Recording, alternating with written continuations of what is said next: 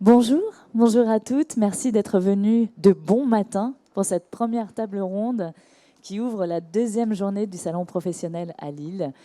Installez-vous, je vous en prie, tranquillement. Merci, mesdames, d'avoir accepté de venir présenter voilà, ce que vous faites, ce que cela peut apporter également, ce qui existe, puisque finalement, c'est le but de ce salon, de se nourrir pendant 2 jours de rencontres professionnelles, personnelles, de s'inspirer, d'entendre, d'écouter, de noter, et puis surtout de se laisser infuser par tout ce que l'on peut absorber pour après laisser les pensées et les idées faire leur chemin et retrouver l'énergie de passer à l'action et de concrétiser tout cela. Alors on démarre ce matin avec une table ronde centrée sur le recrutement et 1 heure, quand même, 1 heure pour y voir clair en termes d'emploi et de recrutement dans les Hauts-de-France. Alors on va démarrer à tour de rôle. Jamila, je vais vous donner la parole pour démarrer votre présentation. Jamila Damani, et vous représentez l'APEC. Merci. Oui, donc Jamila Damani, j'interviens comme consultante à l'APEC, donc j'accompagne des cadres qui viennent nous voir, puisque l'APEC, Association pour l'emploi des cadres, intervient principalement auprès des cadres et des agents de maîtrise, voire des jeunes diplômés également. Donc, nous sommes présents sur l'ensemble du territoire national. Sur la région Hauts-de-France, on est présent sur Lille, Amiens et Compiègne. Et l'APEC a géré 4 missions principales, à la fois accompagner les cadres dans leur gestion de parcours, dans leur souhait de mobilité professionnelle. Nous accompagnons, nous donnons des conseils, des informations aux entreprises donc, dans le cadre de leur processus de recrutement. Nous sommes aussi observatoire de l'emploi. Donc, nous avons un bureau d'études qui diffuse un certain nombre d'informations sur le marché de l'emploi, sur la mobilité professionnelle et qui sont tout à fait consultables. Et bien entendu, et souvent on nous connaît par le fait qu'on dispose d'offres d'emploi qui sont diffusées sur notre site. Donc, ce sont les 4 missions de l'APEC et nous sommes conseillers en évolution professionnelle. Je continue ? Oh, je vous en prie.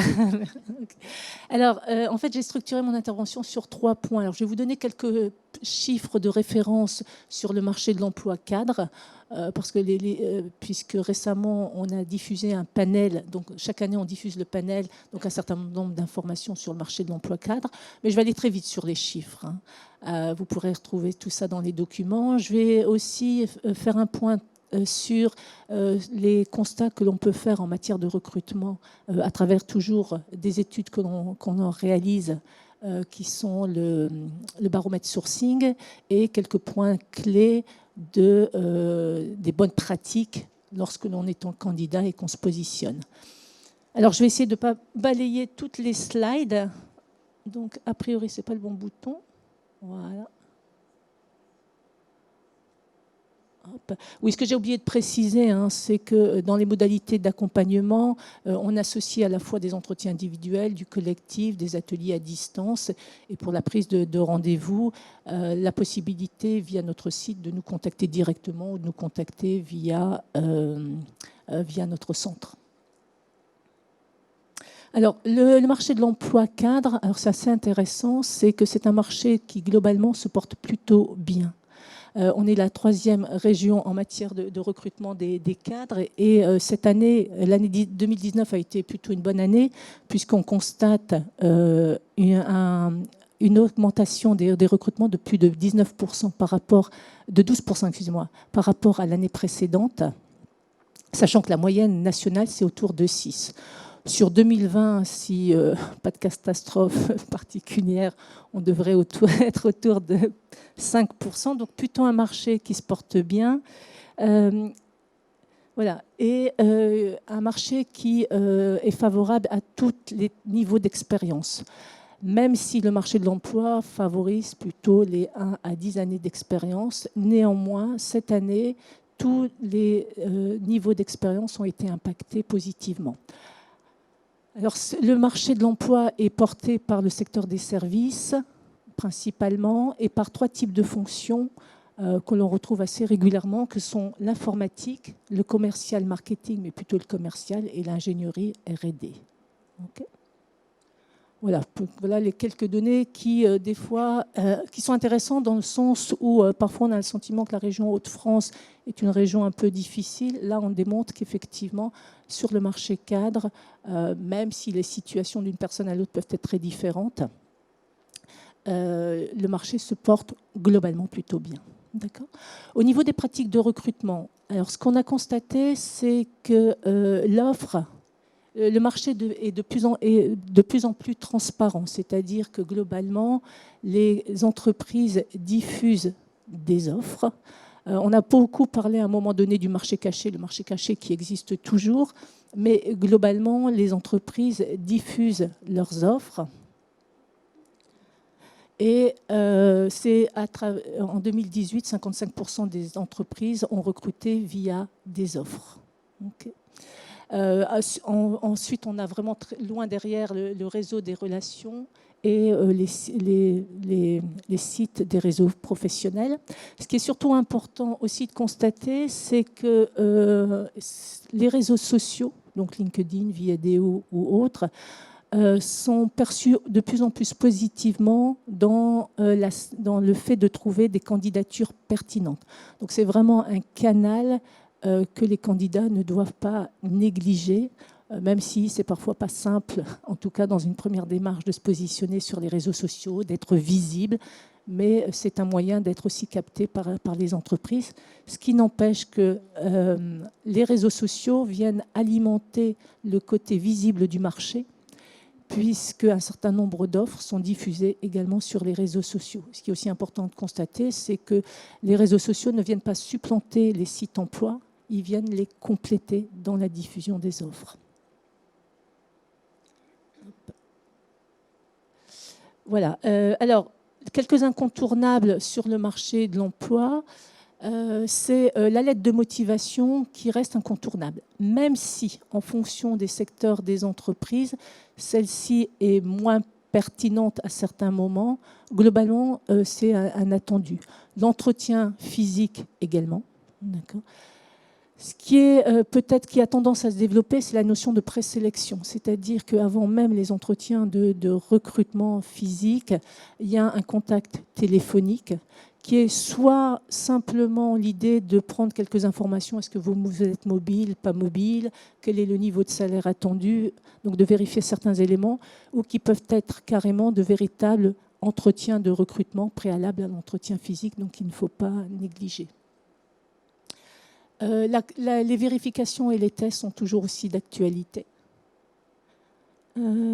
Voilà pour ces nouvelles pratiques, et la candidature est simplifiée, notamment via les réseaux sociaux.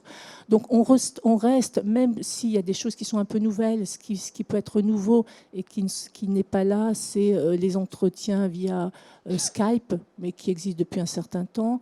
Ce qui peut être aussi nouveau, c'est, alors je ne sais plus quel est le nom de ce dispositif, où finalement, mais ça c'est plutôt l'apanage des grandes entreprises qui vous proposent de répondre à 3 questions en un temps limité via une vidéo. Donc on a des éléments qui sont comme ça nouveaux.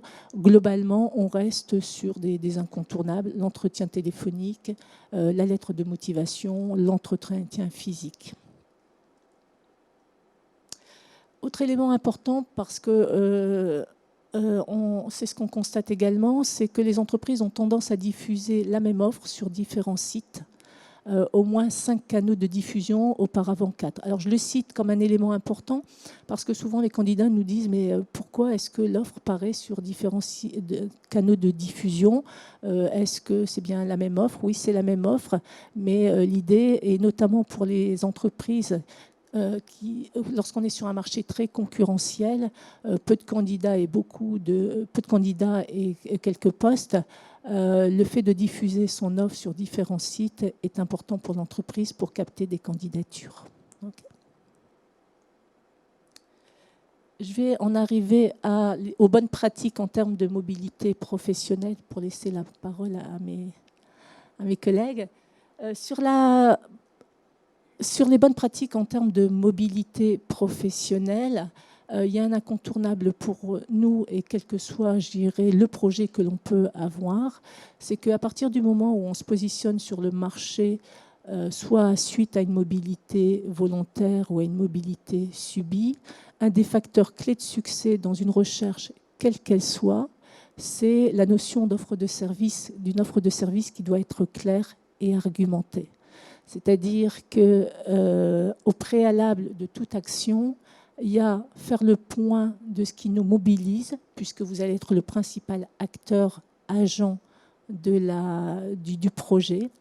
Et c'est ce qui va donner le plus de structure à votre projet. À partir du moment où vous êtes au clair de ce que vous voulez faire, de qui vous êtes, de vos atouts, de vos valeurs, vous êtes plus ancré et l'énergie est là. Souvent, quand on a des difficultés à trouver à se positionner sur le marché, c'est que cet élément n'est pas défini. Deuxième élément, le projet. Troisième élément, la notion de marché, c'est-à-dire que le projet doit s'inscrire dans un marché. Quatrième élément, c'est la notion d'action. Donc l'idée, c'est vraiment en termes de bonnes pratiques, et je m'arrêterai là, j'aborderai les autres points éventuellement tout à l'heure, c'est que dans une démarche, l'offre de service est très importante. Elle est la base, la construction de l'offre de service est la base d'une démarche réussie de mobilité professionnelle, et je le répète, qu'elle soit volontaire ou qu'elle soit subie, avec des stratégies qui vont être ensuite différentes en fonction de la typologie de poste, de fonction que l'on recherche. Soit on recherche à l'identique, et là il faut valoriser ses compétences, soit on envisage un changement de fonction tout en restant dans le secteur, enfin changement de secteur tout en restant dans la fonction, et là il faut démontrer ses compétences, la transférabilité des compétences. Et pour les personnes qui envisagent un changement complet, et il y en a régulièrement, on en accueille assez régulièrement pour différentes raisons. Les personnes ont fait le tour de leur job, la manière dont les choses fonctionnent dans leur entreprise ne leur convient plus. Il y a la recherche aussi fortement du sens. Donc là, l'envie de tout bouger, et qui peut être aussi passionnant parce que c'est donner un nouveau souffle à sa carrière. Dans le cas de cette stratégie, il y a nécessité à la fois de rassurer, de démontrer son potentiel, projet de réorientation qui aussi peut passer par un projet de formation, qui doit être préparé.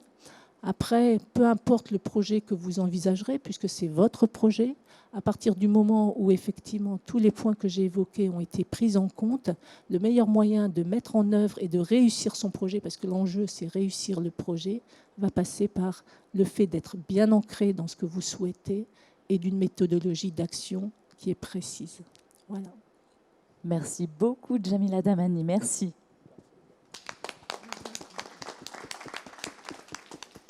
Nous allons enchaîner avec Céline. On va passer le micro. Merci, Pauline. Alors, Céline de Regnocourt, je l'ai bien prononcé. Oui, parfait. Les noms de famille. Moi, je n'ai pas encore répété le vôtre et je vous laisserai le dire toute seule. Vous représentez Pôle emploi et vous allez non seulement nous faire une présentation voilà, de comment fonctionne Pôle emploi, de ce que l'on peut y trouver et actuellement, particulièrement ce que l'on peut trouver, mais vous allez le concrétiser puisque vous êtes venu accompagné de quelqu'un qui va témoigner, Faiza, vous allez témoigner de ce que vous avez pu vivre et de comment vous l'avez vécu, pourquoi et de ce que cela vous apporte aujourd'hui. Merci. Bonjour à toutes. Il n'y a que des filles. Bonjour à toutes. Donc voilà, je suis donc Céline de Regnocourt. Je suis responsable de l'équipe entreprise au Pôle emploi de la Madeleine. Il y a à Pôle emploi des conseillers dédiés aux entreprises qui accompagnent donc les entreprises du territoire et qui leur donnent des conseils en recrutement. Comme disait Djamila tout à l'heure, oui, le marché de l'emploi est florissant. Ce qui amène à placer les employeurs dans une autre stratégie.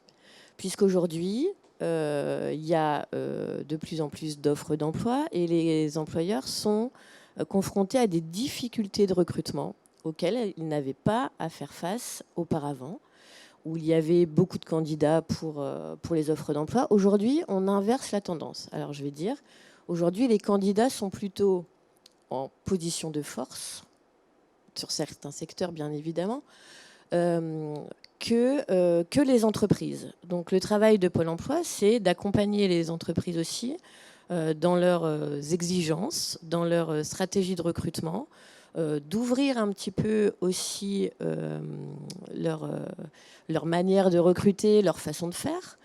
Aujourd'hui, rechercher un mouton à 5 pattes, 5 ans, 10 ans d'expérience et le payer au SMIC, ce n'est pas possible.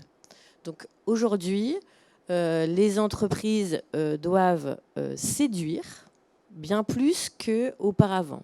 Donc pour certains profils et pour certains candidats, notamment dans certains secteurs qui sont par exemple le numérique, qui sont le commerce, la relation client, c'est ce qu'on appelle des secteurs marquants, des secteurs en tension, où ça bascule. Il y a plus d'offres que de candidats.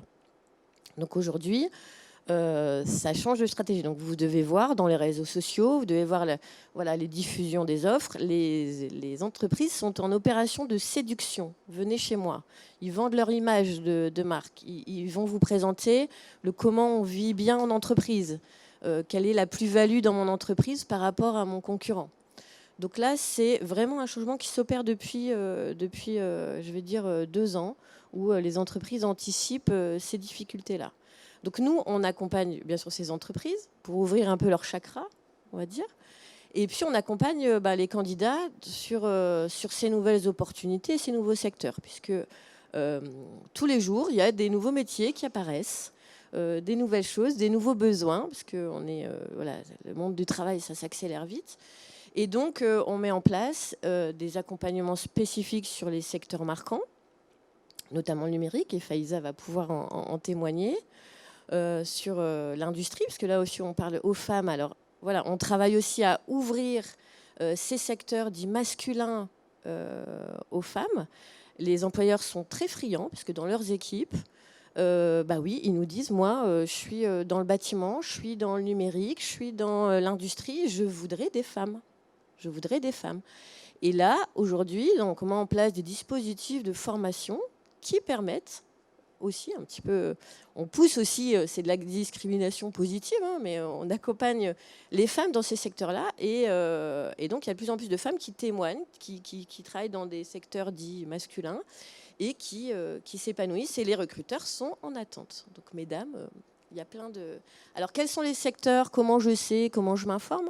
Il faut savoir que dans chaque Pôle emploi, toutes les 3e semaines du mois, il y a ce qu'on appelle des semaines de la formation qui présentent tous les secteurs, les nouveaux métiers, les opportunités, où on rencontre des organismes de formation et des employeurs. On s'inscrit pour venir ou c'est ouvert C'est ouvert à tous. Vous n'avez pas besoin d'être inscrit en tant que demandeur d'emploi.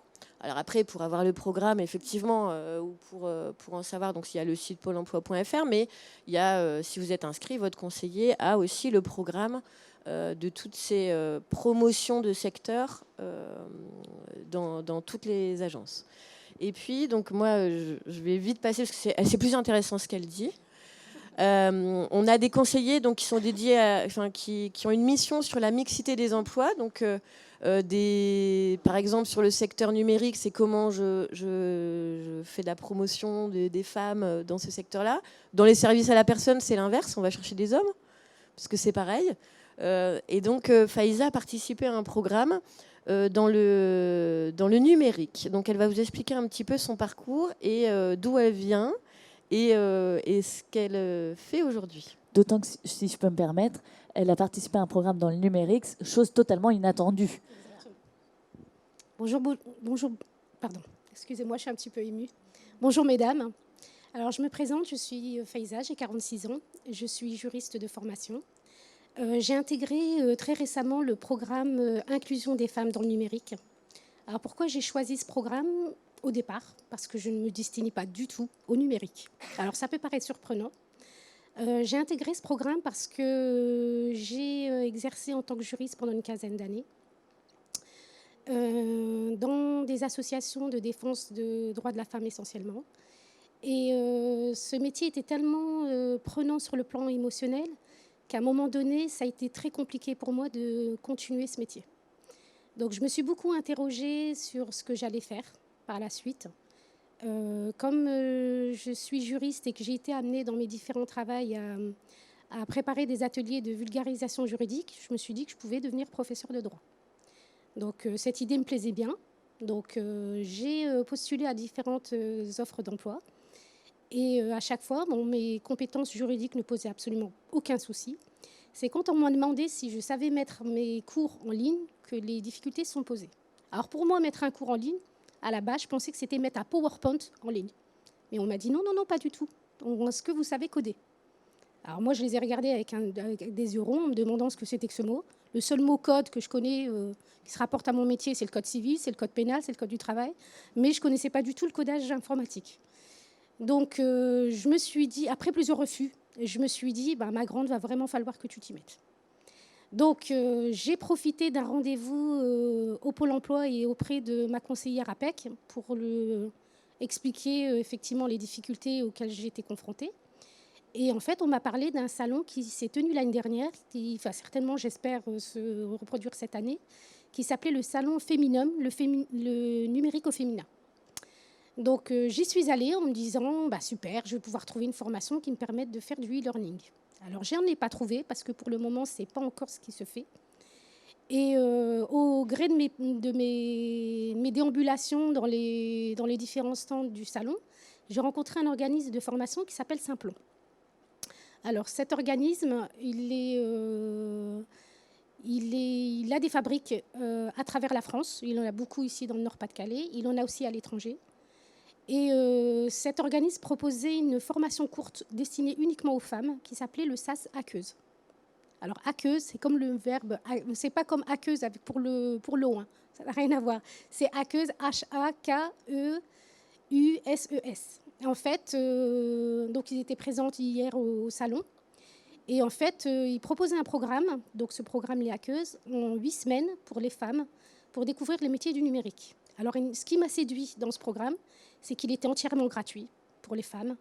Il n'exigeait aucun prérequis. Donc, qu'on ait fait des études universitaires, qu'on ait déjà travaillé ou pas, ça posait absolument aucun problème. Le seul critère qui était exigé, c'était une forte motivation. Alors, dans le cadre de ce SAS de 8 semaines, l'objectif final, alors quand on me l'a annoncé, je les ai regardés avec des grands yeux ronds, parce que je me suis dit que jamais je réussirais à faire ça. Et le but final était de réussir à créer un site internet en 8 semaines. Alors pour moi, quand on m'a annoncé ça, j'avais l'impression qu'on me demandait de lancer une fusée sur la Lune. Mais après, comme je suis une femme de défi, je me suis dit, après tout, le programme est gratuit. Donc je pourrais acquérir quelques compétences numériques qui, de toute manière, continueront à me servir dans ma vie professionnelle et que j'avais absolument rien à perdre à intégrer ce programme. Donc je l'ai intégré du 16 septembre au 25 octobre. Donc dans le cadre de ce programme, j'ai découvert énormément de choses. Et la première des choses que j'ai découvert, c'est que j'avais des talents numériques insoupçonnés. Donc je ne m'attendais pas du tout à pouvoir réussir à trouver en moi la force encore d'apprendre, parce qu'à 46 ans, ce n'est pas qu'on n'apprend plus, mais j'avais une méthodologie juridique qui était bien installée depuis un certain nombre d'années dans ma tête, et c'était compliqué pour moi de me dire je vais casser cette méthodologie pour apprendre quelque chose de nouveau. Alors j'avoue humblement que ça n'a pas été simple. Je ne vais pas vous mentir. J'avais dans ma promotion des femmes qui avaient également un parcours professionnel, mais la femme pour laquelle ça a été la plus dure, c'était la femme qui était ancienne expert comptable. Où elle, effectivement, comme la méthodologie juridique, il faut que tous les éléments qui se suivent les uns après les autres et dans une logique bien précise. Alors que le codage, ce n'est pas du tout ça. Ce sont des éléments complètement indépendants les uns des autres. Donc, malgré tout, j'ai fait l'effort et j'en suis fière aujourd'hui d'être sortie de ma zone de confort et d'avoir réussi à apprendre à coder. Non seulement d'avoir réussi à apprendre à coder, d'avoir réussi à créer un site internet, et la performance encore pour laquelle je suis vraiment fière, c'est d'avoir donné un cours d'initiation de codage hier dans ce salon. Bravo Faiza. Et honnêtement, en 5 mois, si on m'avait dit que je saurais faire ça en 5 mois, je ne l'aurais pas cru. Ce n'est pas parce que je n'ai pas confiance en mon talent, mais c'est parce que on m'a tellement toujours dans les entretiens renvoyé à mon métier de juriste qu'on m'a donné l'impression que je n'étais pas capable de faire autre chose. Aujourd'hui, je sais que ce n'est pas vrai. Donc j'ai cette capacité de me dépasser. Je suis une femme qui a accompagné pendant un certain nombre d'années des femmes en situation d'échec. Et pendant toute ma pratique professionnelle, et même dans ma pratique, dans ma vie de tous les jours, j'ai toujours eu cette conviction que nous, les femmes, nous avons des talents insoupçonnés. Mais parfois, il suffit juste que quelqu'un nous donne un petit coup de dépoussiérage, nous donne un regard nouveau pour pouvoir les dépasser. Et aujourd'hui, alors, ce qui s'offre devant vous, grâce à ce que vous avez fait alors avec votre travail? aujourd'hui, je continue ma transition vers le numérique, puisque comme je vous l'avais dit tout à l'heure, je comptais devenir professeur de droit, mais uniquement en mettant des cours en ligne. Et à la suite de ce SAS, je me suis dit que c'était dommage pour moi de me limiter uniquement à ça, qu'il y a plein de métiers numériques qui s'ouvrent. Donc ça m'a permis de voir beaucoup plus loin, de me projeter professionnellement beaucoup plus loin. J'ai découvert les différents métiers numériques. Et parmi les métiers numériques qui m'intéressent, que j'aimerais vraiment pouvoir exercer, c'est le métier de médiatrice numérique. Le médiateur ou la médiatrice numérique, c'est la personne qui aide, vous savez, dans les mairies, dans les CCAS, toutes les personnes qui doivent faire des démarches, qui ont peur d'un ordinateur, qui ne savent pas faire des démarches en ligne, sachant que les démarches digitales sont l'avenir. Par exemple, vous prenez uniquement pour ce qui concerne les déclarations d'impôts, c'est la dernière année, on va faire une déclaration d'impôts sur papier.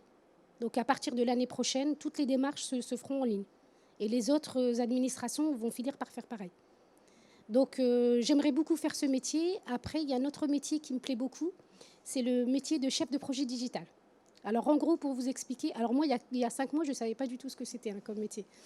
Le chef de projet digital, c'est une espèce de chef d'orchestre qui travaille dans une équipe et en fait, qui doit connaître les compétences de ses différents collègues pour pouvoir mener un projet. Donc, par exemple, le chef de projet digital, il va travailler avec le développeur pour certaines choses. Il va travailler avec le community manager, par exemple, lorsque dans une entreprise, on demande à mettre au point un produit et qu'il faut le faire rayonner, valoriser sur les réseaux sociaux. En gros, c'est un peu compliqué pour moi de vous expliquer ça de manière schématique, mais il y a 6 mois, j'étais à votre place, assise, en écoutant la personne qui avait témoigné. Et au départ, je me suis dit, ouais, ça me donne envie, mais j'oserais jamais franchir le pas. Et puis, à force d'entendre ma conseillère APEC me dire, mais pourquoi pas vous ? Madame, pourquoi pas vous ? Vous avez toutes les compétences pour réussir. Ma conseillère pour l'emploi qui me dit, mais essayez, qu'est-ce que vous avez à perdre ? Vous n'avez rien à perdre. Et bien, je me suis lancée. Et aujourd'hui, je suis là pour témoigner. Et je suis très, très fière de pouvoir, comme on m'a donné un relais l'année dernière, j'aimerais aujourd'hui, mesdames, pouvoir vous le passer. J'espère que l'une d'entre vous pourra témoigner l'année prochaine et dire oui, effectivement, j'y étais et aujourd'hui, c'est moi. Et il faut savoir que là encore, ce matin, vous sortez à nouveau de votre zone de confort parce que vous aviez très, très envie de passer ce relais. Et c'est le moteur de sa démarche pour venir témoigner sur scène parce que vous aviez également très, très peur de le faire. Et c'est une réalité. Et c'était vraiment dans le but de pouvoir partager, transmettre et donner à son tour. Merci infiniment, Faiza, et merci à Céline d'avoir pensé à concrétiser en faisant intervenir Faiza. Elle est venue me le proposer ce matin. C'est extrêmement précieux, ce genre de choses, parce qu'on a effectivement déjà... ça nous humanise des organismes, parce que quand on pense Pôle emploi, APEC, ça fait du bien d'avoir des personnes derrière et de voir qu'effectivement, ce qui compte pour les personnes qui travaillent, c'est ça, en fait, c'est d'aboutir à ça. Donc il y a des personnes très humaines derrière des réseaux qui peuvent parfois impressionner un peu, des organismes où c'est surtout dans des périodes où on se demande, bon, alors maintenant j'y vais pas, où on est un peu fragile. Et ah bah oui, il faut y aller, parce que déjà, vous avez des personnes fantastiques qui sont derrière et qui sont là et qui accompagnent les femmes qui sont, les hommes aussi bien sûr, mais aujourd'hui on parle des femmes, qui sont dans ces démarches. Et Céline, est-ce que vous souhaitiez ajouter quelque chose ou pas dans votre présentation, ou pour vous c'était vraiment ça, c'est ce que vous voyez vous au quotidien, ce que ça peut apporter quand d'un seul coup on s'ouvre à un nouvel univers? Vous parliez du numérique et du commerce. Voilà, il y a des emplois, des domaines où on peut y aller. Oui, il y a beaucoup de domaines où on peut y aller. Enfin, Faiza, je pense qu'elle représente bien... Là, c'était sur le numérique. Mais j'aurais pu vous amener une autre dame qui est maintenant conducteur de poids lourd. Voilà. Donc, et qui s'épanouit aussi dans sa reconversion professionnelle. Donc des histoires, des belles histoires comme ça, il y en a plein. mais ça demande quoi? Ça demande de la curiosité, de pas avoir d'a priori derrière sur tel métier, c'est un métier d'homme, ou là, c'est pas pour moi, ou la formation, c'est trop compliqué. Voilà, c'est 4 mois qu'elle a passé en formation, c'est pas 2 ans, 3 ans, c'est pas un master. Aujourd'hui, avec le conseil régional, on travaille à des modules de formation qui sont plus ciblés, donc plus réduits dans le temps, mais plus adaptés au marché du travail et aux besoins des entreprises. Les financements des formations, souvent il y en a, comme on dit, c'est gratuit, oui. Donc ça ne doit pas être des freins. En tout cas, ça, je veux vraiment rassurer tout le monde. On trouve des solutions de financement, voilà, on présente les différentes opportunités. Allez-y, venez voir. On fait des visites entreprises. On fait venir des employeurs pour parler de, je vous disais tout à l'heure, ils doivent travailler leur image. Oui, c'est eux qui se vendent, c'est eux qui se mettent en avant maintenant. Il faut qu'ils attirent des candidats. Et après, souvent, donc, quand il y a une offre d'emploi, on mêle un dispositif de formation en amont du recrutement. Donc comme ça, on voit la finalité tout de suite. On peut passer assez rapidement de l'idée de la concrétisation de son projet à une embauche. Et ça, c'est intéressant. On passe plus sur des années d'études ou des... voilà, les parcours sont de plus en plus rapides. Et je sais que Faiza, dans quelques temps, elle trouvera le CDI qui lui convient. Et voilà, c'est tout ce que je lui souhaite. Merci beaucoup Céline, merci Faiza. Et il est 10h, si c'est le moment de...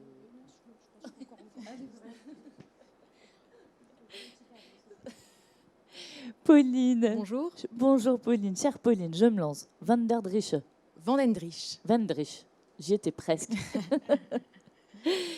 Pauline, vous allez, je vais vous laisser faire votre présentation. Il m'est marqué RH Performance. Exactement. Qu'est-ce que c'est? Alors, RH Performance, c'est un cabinet de recrutement. Je suis consultante en fait chez RH Performance, qui est un cabinet de recrutement qui existe depuis 15 ans, présent à Lille, Paris et Toulouse. Et aujourd'hui, je ne vais pas forcément effectivement répéter ce qui vient de se dire, parce qu'il y a beaucoup de choses qui viennent de se dire, mais beaucoup de choses qui sont vraies. C'est-à-dire qu'aujourd'hui, nous, chez RH Performance, je suis arrivée il y a 6 ans et les tendances se sont complètement inversées. Donc oui, le marché du travail se porte bien. Déjà, ça, c'est un super point positif. Oui, les clients, aujourd'hui, que nous, on accompagne, doivent travailler sur plein de sujets parce qu'avant, ils étaient maîtres de leur recrutement. Aujourd'hui, ce n'est plus le cas parce qu'ils ont un vrai travail de séduction envers les candidats. Et cette année, j'ai formé beaucoup de recruteurs aussi en interne chez les entreprises pour leur montrer aussi ce qu'il était important de mettre en place pour séduire les candidats, parce qu'on est vraiment sur un marché gagnant-gagnant. Et je ne sais pas si vous avez entendu parler du concept de marque employeur. Aujourd'hui, les entreprises doivent travailler leur marketing image d'entreprise pour attirer les candidats. Donc, on demande aux candidats, effectivement, de se présenter, de travailler sur lui, mais on demande aussi aux entreprises de travailler sur elles. Il y a aussi un grand sujet. Nous, en tant que cabinet de recrutement, quand on est missionné par une entreprise, on leur demande de travailler sur ce qu'on appelle des FCS, des facteurs clés de succès. C'est-à-dire qu'effectivement, le mouton à 5 pattes, on ne le recrute plus. On leur dit non, ce n'est pas possible. On ne va pas pouvoir le trouver, donc on leur demande de couper les pattes du mouton pour que ce soit un vrai mouton à 4 pattes qui existe. Ce qui va être important aussi, c'est qu'effectivement, aujourd'hui, un candidat ou un salarié, en tout cas une personne dans sa vie, ne va plus faire une seule entreprise et ne va plus faire un seul métier. Ça, c'est hyper intéressant parce que ça veut dire que même moi, aujourd'hui, qui suis consultante chez RH Performance, peut-être que demain, je ferai un tout autre métier parce qu'il y a plein de choses qui s'ouvrent aussi. Donc, c'est hyper important de pouvoir se dire qu'est-ce que j'ai envie de faire moi aujourd'hui et qu'est-ce qu'il est possible que je fasse. Donc, le premier tips, en fait, le premier conseil que j'ai envie de donner, c'est quand vous êtes en recherche, quand vous vous posez cette question, demandez-vous déjà, et c'est ce que vous avez dit tout à l'heure, quel projet j'ai envie de faire, quel métier j'ai envie d'avoir demain. C'est ce que vous avez expliqué très bien aussi, c'est qu'à un moment donné, oui, je suis juriste, et alors, je ne suis pas obligée de rester et d'être juriste toute ma vie si je n'en ai plus envie. C'est très important, ça veut dire qu'on a le droit à un moment donné de se dire qu'est-ce que j'ai envie de faire, et donc du coup, quels sont les parcours de formation ou les compétences que je dois acquérir pour le faire. Aujourd'hui, on a recruté très récemment une personne, Élise, qui est formatrice chez nous, enfin qui va arriver du coup lundi chez nous, qui n'était pas du tout formatrice, qui travaillait plutôt dans le monde du marketing et qui, grâce aussi à Pôle emploi, s'est fait accompagner et a fait un stage en fait, de découverte pendant 2 semaines chez nous pour savoir si ça lui plaisait ou pas. Et ça lui plaît et on s'est dit, bah voilà, c'était une sorte d'essai entre elle et nous pour se dire est-ce que ok, est-ce qu'elle en a envie, etc. Et aujourd'hui, elle va être prise en CDI dès lundi parce que oui, on a envie de faire le pari ensemble. Donc ça, c'est un vrai sujet. Ce qui est important aussi, c'est de se dire qu'il n'y a pas que les compétences techniques qui comptent, et bien au contraire. Aujourd'hui, les compétences comportementales, ce qui va être appelé des soft skills, vont être hyper importantes. Donc, il est essentiel de travailler sur quelles sont mes compétences comportementales et en quoi mes compétences comportementales peuvent être intéressantes pour le poste et l'entreprise que je vise. C'est essentiel. Parce qu'aujourd'hui, effectivement, la moitié, voire les 3/4 des métiers de demain n'existent pas encore. Donc les entreprises vont bien être obligées de s'adapter à des compétences qui n'existent pas encore. Par contre, les compétences comportementales, à un moment donné, c'est très compliqué de les apprendre parce que c'est des choses qui sont plutôt innées. Alors on peut en développer, on peut travailler dessus, bien entendu. Mais à un moment donné, c'est des choses que vous pouvez vraiment mettre en avant. Et aujourd'hui, les entreprises aussi, encore quelque chose qui a changé depuis que je travaille dans le monde du recrutement, c'est que les critères qu'ils vont nous citer pour recruter vont être davantage des critères de compétences comportementaux que de critères de compétences techniques. Bien entendu, il y en a quand on doit faire du codage, il faut apprendre à faire du codage. À un moment donné, il n'y a pas de secret. Par contre, des compétences de relations d'équipe, des compétences de managériales, de management participatif, des compétences de positives, optimistes, etc. Ce sont des choses que voilà, vous pouvez vendre aussi aux entreprises. Et donc voilà, je parle aussi de vendre aux entreprises parce que ce qui va être essentiel aussi, c'est que vous puissiez travailler sur le marketing de soi. C'est-à-dire qu'à un moment donné, effectivement, on l'a dit tout à l'heure, LinkedIn, 77% des entreprises aujourd'hui se servent de LinkedIn pour recruter. Donc ça va être très important aussi que vous puissiez y être présente. C'est très important parce que à un moment donné, ça va être aussi une image de vous que vous allez mettre sur les réseaux qui va être accessible. C'est-à-dire que ça va être un peu votre carte de visite. Et c'est important qu'elle soit faite de façon cohérente aussi par rapport à votre projet professionnel et par rapport à ce que vous allez rechercher. Quelque chose qui est flou, une carte de visite qui est floue ou le prospectus de le livret d'accueil de professionnels, s'il était flou, vous direz où est-ce que je vais, je ne sais pas où j'ai envie d'aller. Aujourd'hui, le recruteur qui va sur votre page LinkedIn, il doit pouvoir se dire ok, c'est clair. Cette personne-là, elle a envie de ça, elle va vers ça, etc. Et elle le met en avant. Donc c'est hyper important de travailler sur ce qu'on appelle le marketing de soi. Et que ce soit sur les réseaux, que ce soit vous, quand vous rencontrez des personnes en entretien aussi, sur votre pitch de présentation. Généralement, le recruteur va vous demander de vous présenter.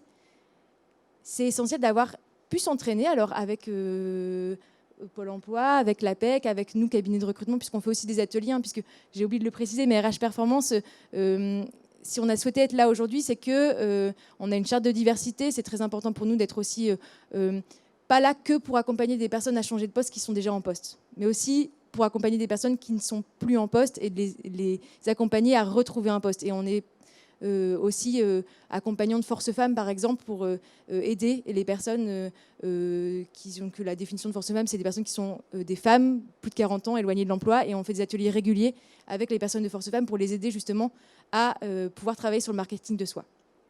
Et donc, du coup, j'ai perdu ce que je voulais dire. J'en étais... Sur l'ensemble des réseaux. Sur l'ensemble des réseaux, voilà. Merci. Donc, du coup, l'ensemble des réseaux, ça va être important. Et vous pouvez aussi mettre vos CV en ligne, c'est-à-dire que Pôle emploi a une CV Tech, l'APEC a une CV Tech. Nous, en tant que cabinet de recrutement, on va aller utiliser plusieurs stratégies quand on va être missionné par un client. On va regarder LinkedIn, on va aller chercher des CV sur des CV Tech. On va aller appeler directement en entreprise aussi, mais pas que. En fait, on va avoir toute une approche aussi avant de sourcing sur les réseaux. Et donc, si vous y êtes présente, vous serez davantage appelé que si vous n'y êtes pas. Donc ça va être très important aussi. Voilà. Donc, l'entreprise a un travail à faire sur lui pour séduire. Et vous, mesdames, vous avez un travail à faire sur vous aussi, sur le fait de marketer votre profil. Voilà. Dans un cabinet comme le vôtre, à ce moment-là, c'est qu'on vient, on paye pour être accompagné, ou comment ça se passe en fait par rapport aux deux autres organismes qu'on a vus Oui, précédemment? alors on a plusieurs approches, c'est-à-dire que alors on ne vient pas directement, plutôt on postule ou on envoie son CV pour qu'on puisse être rappelé déjà, parce qu'on n'a pas forcément d'accueil physique. Et avec grand plaisir pour vous contacter si vous nous envoyez votre CV. Et ensuite, on a aussi on n'est pas que en fait RH Performance, cabine de recrutement. On est aussi organisme de formation et aussi sur des bilans de compétences et des coachings. Donc en fait, c'est possible de faire appel à nous aussi pour faire un bilan de compétences, parce qu'effectivement, le projet professionnel, parfois, il se travaille via un bilan de compétences et aussi parfois via des coachings, parce que vous avez besoin aussi à un moment donné de vous dire, voilà, j'ai envie de faire ça. Avant de me lancer, j'ai peut-être besoin de me faire coacher pour pouvoir donner le meilleur de moi-même quand je vais pouvoir être recrutée. Et ça sert aussi pour l'intégration, puisqu'effectivement, nous, on prône le fait que le recrutement ne s'arrête pas à la signature du contrat et que c'est très important de pouvoir aussi réussir son intégration, et chez le candidat et chez le recruteur. Voilà, donc il y a plusieurs façons, en tout cas, de rentrer en contact avec nous. Et les différentes formations après ou accompagnements sont pris en charge ou comment ça se passe? Oui, on est certifié en fait, donc Datadoc et AFNOR, donc c'est pris en charge. Merci beaucoup, Voilà. Pauline. Avec plaisir. On applaudit également. Juste si je peux rajouter quelque chose. On a lié un partenariat avec donc une entrepreneuse qui a fait qui a une société qui s'appelle Madame Pitch. Peut-être que vous connaissez. Madame Pitch, donc, qui prépare des demandeurs d'emploi à pitcher leur entretien. Donc, elle fait ça en 2 temps. Elle fait une conférence d'1h30. Donc, ça se passe tous les mois au Pôle emploi de la Madeleine, si ça vous intéresse. Elle fait une conférence d'1h30 sur les basiques du pitch. Et ensuite, elle propose des ateliers, donc 8 personnes, où là, vous travaillez votre pitch individuel. Et elle peut vous filmer. Et puis comme ça, vous vous voyez aussi en train de pitcher votre projet. Donc c'est aussi bien pour ceux qui recherchent un emploi que pour ceux qui sont plutôt sur le volet création d'entreprise et qui doivent aller démarcher des banques ou des partenaires. Donc c'est une prestation assez intéressante. Attends, je vais donner le micro, on va en profiter maintenant pour faire effectivement toutes les questions. C'est très intéressant, là, Madame Pitch. Et il faut s'inscrire Alors, je vous propose, on a un stand juste derrière avec des Ok. conseillers Pôle emploi. Vous allez donner vos coordonnées Parce et que on je vous suis invitera. déjà inscrite à Pôle emploi, mais pas la même C'est que la pas Madeleine. grave. C'est pas grave. On n'est pas. Ok. Vous acceptez tout le monde. Tout à fait. Donc, Merci. vous pourrez donner vos coordonnées au stand pour qu'on vous rappelle pour la prochaine réunion d'information, enfin, prochaine conférence. Il y avait d'autres questions? Ah, c'était la même. Merci. Bonjour, c'est une question pour Pauline. Vous avez insisté sur le fait qu'il est important de marketer son image, savoir se vendre auprès des entreprises. Pour ma part, ça fait quelques mois maintenant que je suis en recherche d'emploi et j'ai beaucoup de mal à passer le cap des cabinets de recrutement, justement, qui me répondent que je ne réponds pas au cahier des charges des entreprises. Donc ça colle pratiquement à 90%, mais il manque un petit 10% qui font que le transfert de compétences apparemment n'est pas possible, ou en tous les cas, le cabinet n'a pas envie de transmettre mon dossier au client. Donc je voulais vous demander comment faire pour passer ce cap et faire en sorte de pouvoir se marketer auprès des entreprises, puisqu'il faut en avoir la possibilité, ce qui n'est pas toujours le cas. Est-ce que vous avez eu des explications, du coup, vous les avez rencontrés, les cabinets de recrutement? On me répond, oui, on me répond régulièrement que je ne réponds pas au cahier des charges du client. Et du coup, c'est suite à un entretien physique avec le cabinet de recrutement ou c'est suite à une candidature? Il y a les deux cas, soit D'accord. par téléphone, soit entretien physique. Ok. Alors, il faudrait que je puisse vous voir plutôt en individuel pour répondre à cette question, parce qu'il n'y a pas de... Il n'y a pas de réponse collective que je peux vous donner, donc avec grand plaisir pour en échanger juste après. Après, effectivement, nous, en tant que cabinet de recrutement, on nous demande d'envoyer une shortlist généralement de 3 personnes. Voilà, donc on a des critères aussi et qui vont être comportementales et techniques. Donc je ne sais pas exactement les raisons pour lesquelles votre candidature n'a pas été envoyée, donc du coup, ce sera avec grand plaisir de pouvoir en parler. Mais pour aller se vendre à une entreprise, effectivement, à un moment donné, n'hésitez pas aussi à pouvoir vous mettre en avant auprès directement des entreprises si vous vous rendez compte qu'avec les cabinets de recrutement, ça ne fonctionne pas. Mais on pourra en parler effectivement en individuel juste après, avec grand plaisir, pour que je puisse mieux comprendre les raisons qui font que. Merci.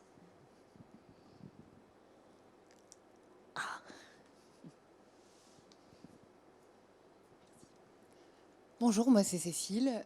J'ai quitté mon travail en août dernier et là je suis en recherche d'emploi après avoir eu mon permis. Enfin bref, j'ai fait tout un petit tumulte psychologique et personnel qui m'a fait du bien et j'ai besoin maintenant professionnellement d'avancer. Mais le problème aujourd'hui, c'est que j'aime beaucoup de choses, j'ai plein de passions, plein de choses, mais je ne sais pas comment vraiment hiérarchiser toutes ces envies et les mettre dans mon état professionnel. J'ai vraiment plein de passions, plein de choses qui me plaisent, mais dès que je vais pas un entretien, mais dès que j'échange de façon professionnelle avec des grandes maisons comme Leroy Merlin, là je vais peut-être commencer chez Peugeot la semaine prochaine, enfin c'est génial, mais je ne sais pas réellement si ça me plaît vu que c'est plus des choix de raison, mais pas de mettre au service mes passions au niveau professionnel. Donc je ne sais pas comment recibler, comment créer un projet professionnel vis-à-vis de mes envies et de mes passions. Donc est-ce qu'il y a des ateliers, est-ce qu'il y a des choses en place pour vraiment pour pouvoir hiérarchiser, mettre en place tout ça en clair?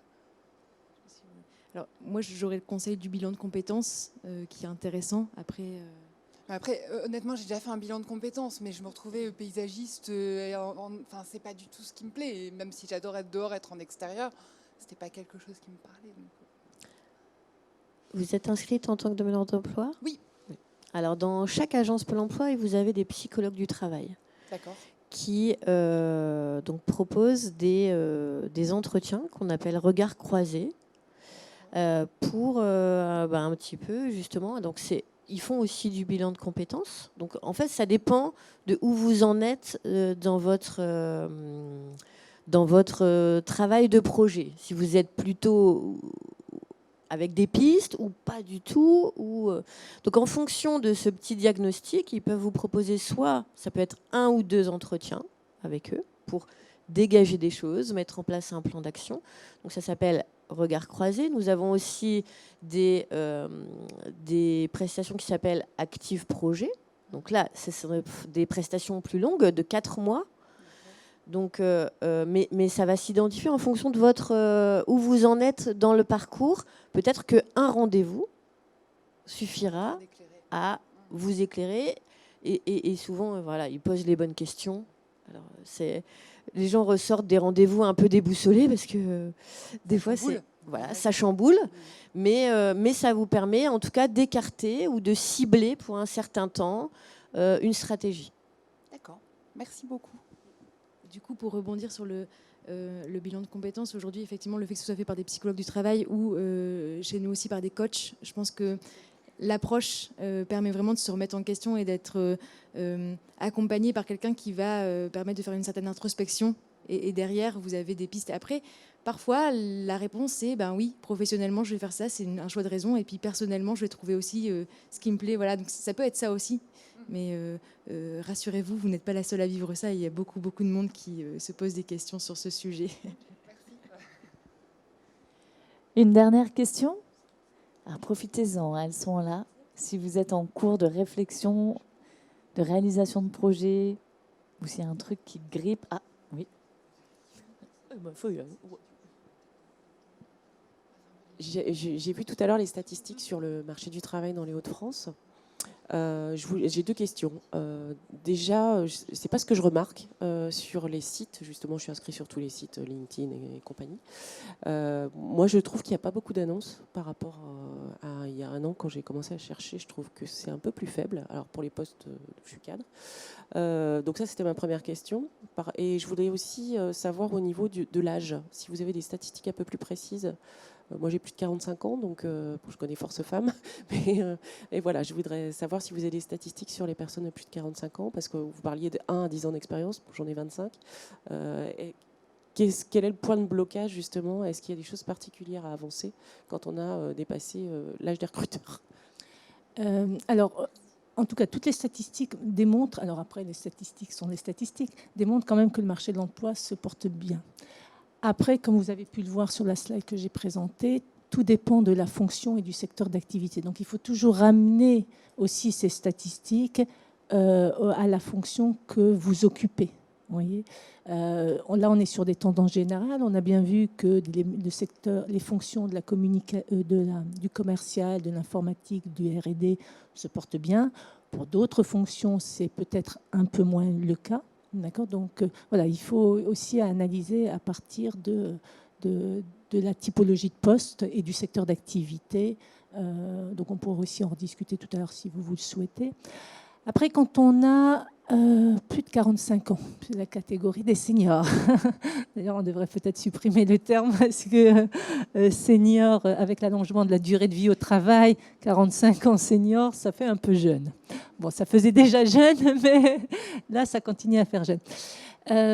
Donc, après, alors, nous, ce qu'on constate, c'est que à partir du moment où on est expérimenté, les deux facteurs clés de succès, c'est l'expertise, l'expérience que l'on a. Alors, contrairement peut-être à certaines tranches d'âge ou peut-être contrairement à dans certaines professions, ce qui va se passer, c'est que les opportunités seront peut-être moins nombreuses. Elles existent, elles seront peut-être moins nombreuses. Donc, l'intégration de la dimension temps est une dimension à accepter. Alors, je sais que c'est toujours très difficile quand je dis ça en entretien individuel à des personnes que j'accompagne, mais les opportunités existent, mais à l'instant T, elles sont peut-être moins nombreuses que 1 mois, 2 mois, 3 mois, 4 mois après. Et il suffit d'une offre. Alors, tout à l'heure, je parlais en aparté avec une personne que j'avais accompagnée. Je donnais l'exemple d'un monsieur qui, depuis plusieurs mois, recherchait un emploi expérimenté, bon professionnel dans son métier, qui avait répondu à tout un tas d'offres pour lesquelles il n'avait pas eu de réponse. Donc il était exactement dans la tranche des 45 ans. Les entretiens qu'il avait eus étaient principalement des entretiens réseau. Et là, il est en passe d'être recruté suite à une offre, mais c'est pratiquement la première offre à laquelle il a répondu et pour laquelle il avait un entretien, sachant qu'il avait... Alors, il n'avait pas fait envoyer des candidatures de manière massive, puisque de toute manière, c'est ce qu'on ne vous recommande pas. À partir du moment où vous envoyez des candidatures de manière massive, c'est que le projet n'est pas défini, la cible professionnelle n'est pas définie. Alors, on fait ce genre de choses de temps en temps au début de sa recherche, parce qu'on a besoin de se rassurer, et en envoyant un maximum de candidatures, on se dit, il y en a bien une qui va me répondre favorablement, sauf que frustration parce que beaucoup d'investissements avec un taux de retour qui est faible. Et donc ce monsieur-là vient de trouver, parce que l'entreprise qui veut la recruter est en train de reconfigurer son équipe, recrute des personnes et souhaite recruter des personnes avec des niveaux d'expérience très différents. Donc des plus jeunes et une personne expérimentée, sachant que le chef d'entreprise lui-même est plutôt jeune. Donc lorsque on a de l'expérience, c'est cette expérience qu'il faut absolument mettre en avant, valoriser, même si de temps en temps on doute de son expérience, parce que quand on a envoyé une candidature, qu'on n'a pas eu de réponse, une deuxième candidature, pas de réponse, troisième candidature, voire 10 candidatures plus, par rapport à une offre qui nous correspond complètement, l'expérience reste quand même la valeur sûre pour quelqu'un d'expérimenté, ce qui peut sembler la palissade, mais c'est important de le dire. Deuxième démarche, c'est ce qu'on a évoqué tout à l'heure, c'est la démarche de réseau. La démarche de réseau et la présence sur les réseaux sociaux. C'est-à-dire qu'aujourd'hui, il faut être visible. Le temps où on recherchait un emploi tranquillement, non, le terme tranquillement n'est peut-être pas le bon quand on est en recherche d'emploi. Mais en tout cas, quand on recherchait un emploi de manière isolée, on envoyait une candidature, on répondait à une offre, on travaillait le CV et on remodifiait son CV 10 fois pour adapter à l'offre. On retravaillait la lettre de motivation qui n'est jamais assez simple et on peaufinait cette lettre de motivation. Ce temps-là existe toujours, puisque tout à l'heure je disais que la réponse à offre, la lettre de motivation reste un incontournable, même si elle n'est pas toujours lue. La démarche de réseau, elle est incontournable. Réseaux sociaux, Parfois, il faut se faire un peu violence, c'est-à-dire que la démarche de réseaux sociaux, elle n'est pas toujours évidente, parce qu'on se met en visibilité, sachant que c'est le principe même, et que de par sa personnalité, de par son parcours professionnel, il n'y a peut-être pas eu besoin de le faire. Aujourd'hui, des éléments, je dirais un acte professionnel du recruteur, et Pauline me dira si elle est d'accord avec ça, c'est d'aller voir le profil du candidat, quand bien même la personne aurait le CV sous les yeux, d'aller voir le profil, son activité, son réseau sur les réseaux sociaux. Parce que les réseaux sociaux disent aussi quelque chose de vous. Alors l'idée, ce n'est pas forcément que vous diffusiez des informations sur les réseaux sociaux, mais ça peut être de relayer des informations. Par la constitution de votre réseau, vous vous donnez accès à des informations que vous n'auriez pas par ailleurs. Et au-delà des réseaux sociaux, il y a la notion de réseau, tout simplement. Aujourd'hui, vous êtes dans ce salon, vous allez rencontrer un certain nombre de personnes qui sont dans cette salle, des personnes qui sont de l'autre côté, que ce soit les personnes qui viennent, les visiteurs, ou que ce soient les exposants. C'est un réseau. Donc voilà, donc la réponse, quand on a de l'expérience, c'est vraiment d'avoir confiance dans l'expérience que l'on a. S'il y a besoin d'adapter, et là, effectivement, pour les personnes qui sont demandeurs d'emploi, il y a des dispositifs qui permettent d'adapter les compétences. Il faut accepter de le faire. Des formations qui ne nécessitent pas forcément un an de formation. Dans certains cas, ça peut l'être, mais ça peut être des formations beaucoup plus courtes. D'accepter aussi des formations qui peuvent être de quelques semaines, de quelques mois pour réactualiser.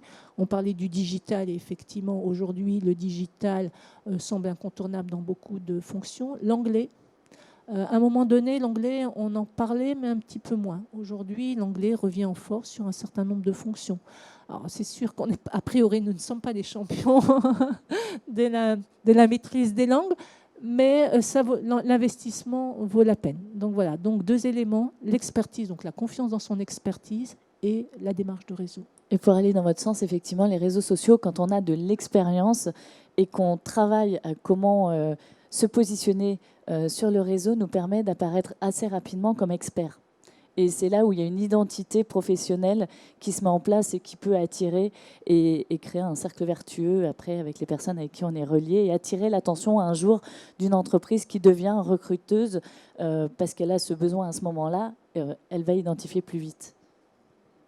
Merci mesdames, merci beaucoup à toutes les trois. On peut vous retrouver donc tout au long de la journée sur vos stands et venir vous poser des questions en tête-à-tête ou s'inscrire à des formations. Merci infiniment pour cette table ronde. Merci à toutes pour votre présence, votre attention et vos questions.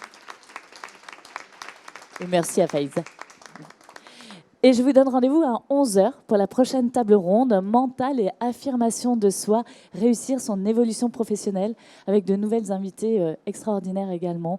Un grand moment d'inspiration et très pratico-pratique aussi. Donc je compte sur vous, voilà, à 11h tout à l'heure.